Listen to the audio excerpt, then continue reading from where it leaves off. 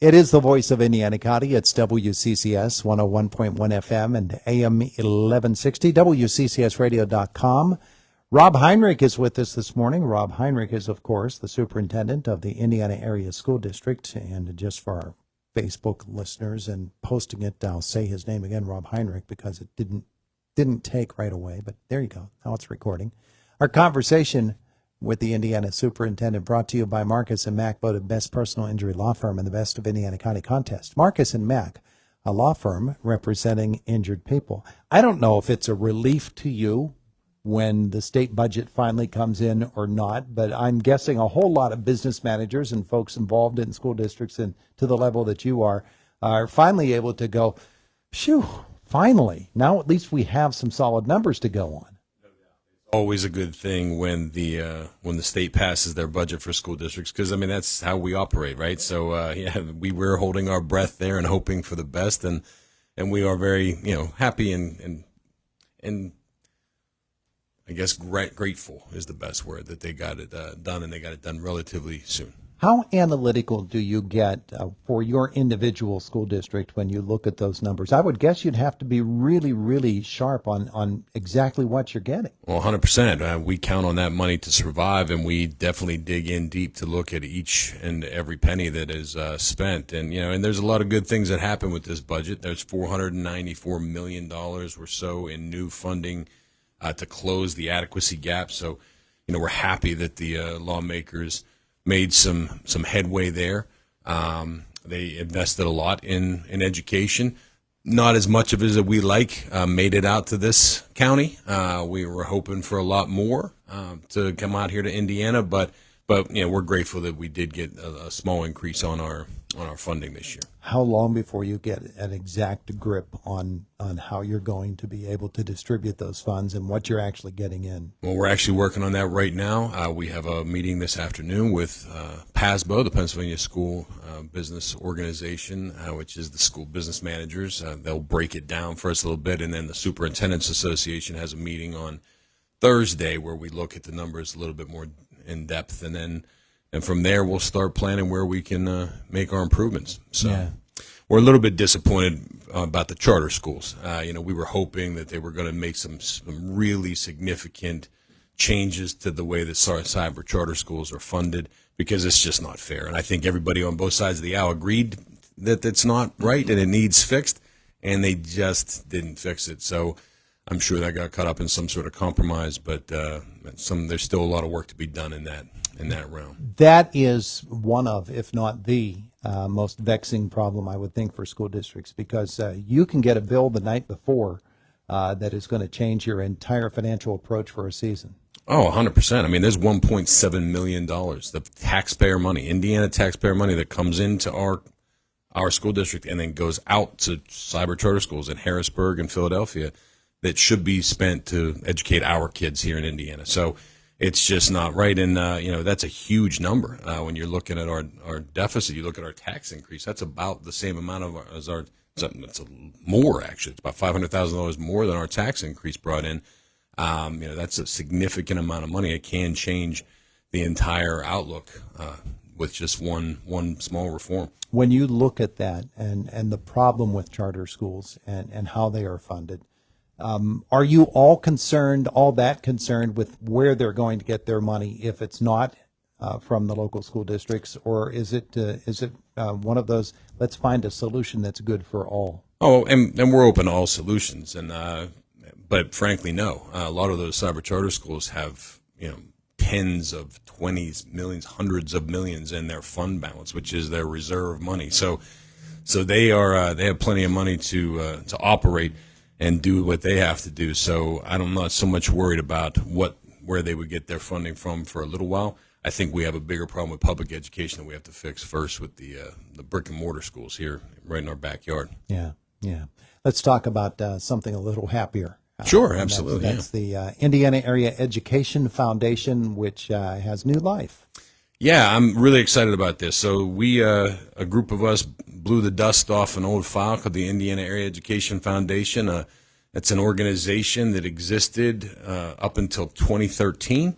and was dedicated to trying to do fundraising activities to kind of fill those gaps that are left in these budget deficits and try to help make sure that every student that comes to Indiana Area School District or lives in the Indiana area community has the absolute best educational experience, like where we never have to say no to kids.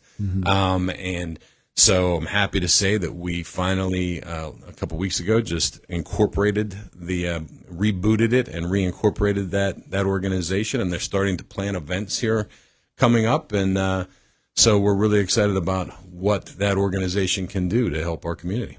Is the mission any different than it has always been? The mission is to make sure that every single student has that outstanding educational experience. They focused on a few big buckets. Inclusion is one, making sure that our playgrounds are accessible to students with special needs, to make sure that our bathrooms are accessible to all citizens, no matter what their situation. We focused on the arts and music.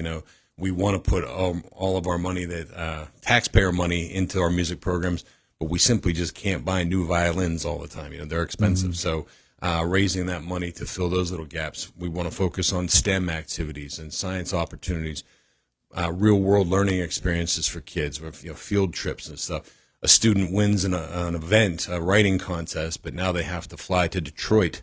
The taxpayers, that's not in the budget, so how do we come up with that money to give that kid that experience, that student, that opportunity to really go and shine and continue to grow? That's where the Education Foundation steps in to make that a possibility.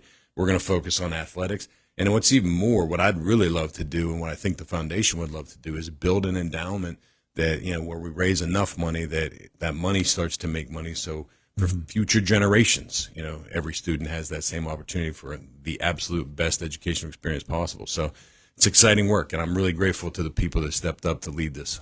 One of the traditional difficulties with foundations is that a group of people will naturally graduate out as their kids graduate out of it. And so finding the people to remain involved becomes a really difficult challenge.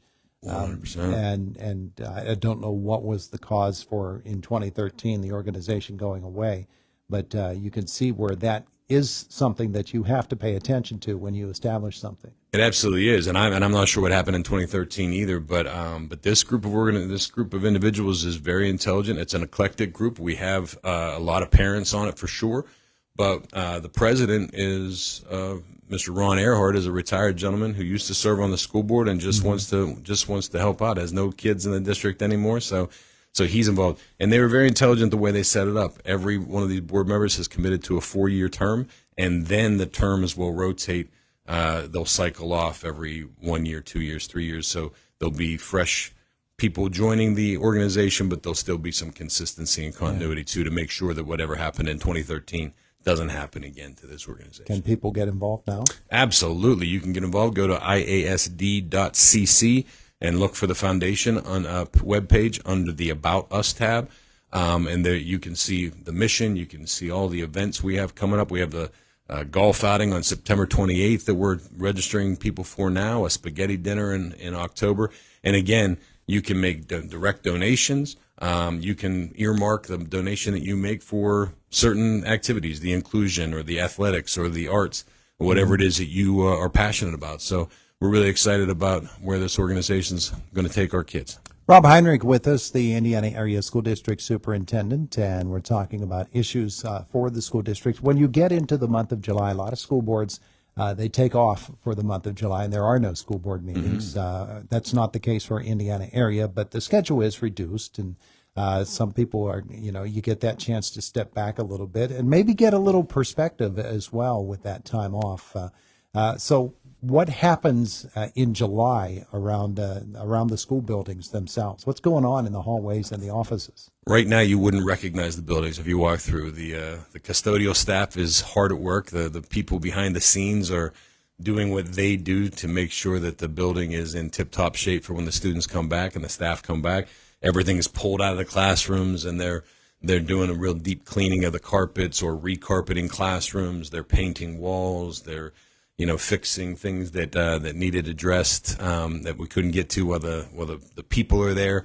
So they are working very, very hard to get the school's ready. And they have a truncated timetable this summer because we got out later than normal this past school year, and we start earlier than normal this coming fall. So they're feeling the pressure, but they all do a great job. I'm really proud of the way they make our schools look.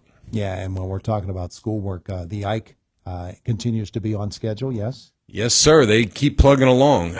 We get more change orders. They're running into problems, but when you're running into problems, it means they're making progress. So we're overcoming those. If you've been able to drive past, but if you get a chance, swing by the Eisenhower space. They are really the changes are now visible down there. So everything is on pace to be done on time so far. So we're excited about that. Imagine what that day is going to be like. Oh, it's going to be a great day. It's going to be a great day when that building's open. Yeah, when the first student walks through the doors on that day when that school is finally reopened, we talk about sighs of relief. Well, there you go, right there. Oh, for sure. Celebration time. The poor staff. I mean, you got to think about that staff. For 4 years now, they've been dislocated. They've been basically squatters in the junior high, and I know that they've been through so much. And the students that are there now have never experienced so they don't have those memories that the staff do. But when those first kids walk through the doors, you better believe we're going to have video of it because it's going to be a wide-eyed, excited moment for them for sure. That's going to be the culmination of a lot of work to get this done. 100%. So other things go on across the district, building decisions and things of that nature. Meanwhile, you get ready for a brand new school year.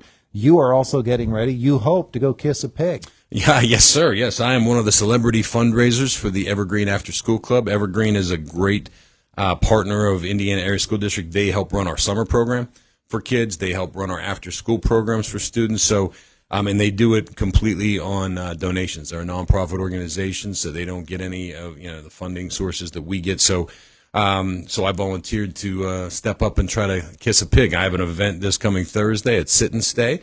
Thanks to Miss Margie down there, and we're going to be. I used to play guitar, so I'm going to blow the dust off the old guitar and see if I can still play. Really? Yeah, and you can come and donate to make me play more, or you can donate to make me stop if I'm terrible. Playing. Yeah, absolutely. So, but there's special drinks, and there's going to be some special guest baristas, and it should be a fun time. So 4 to 6 p.m. on Thursday, if you're not doing anything, come on out for a cup of coffee and hopefully some good music. Are you doing some flamenco? No flamenco, no. That's all like old stuff, I guess. A little intricate there. Right? Right, yeah, and that way I'm not that talented. Yeah. But we didn't know this about you. Yeah, hopefully I can do a good job of that. We're also going to plan a couple trivia nights down the road here, and hopefully if anybody wants to donate to Kiss a Pig, you can Google that, look at the Facebook that you can, if you want to support my campaign, and please do, Mr. Rob Heinrich. Go ahead and donate and make sure that you say who it's for. And if I raise enough money, I get to embarrass myself and kiss that pig in August. Right. Well, you make sure Jake doesn't trip you on the way out of the studio. Yeah, no, I'm going to have some tough competition for sure. He's hoping you fall down and break that wrist before you can play the guitar come Thursday. Right. He's Rob Heinrich, Indiana Area School District Superintendent. Thanks for the visit. Thank you for having me. Appreciate it. The voice of Indiana County. It's WCCS 101.1 FM, AM 1160, and WCCSradio.com.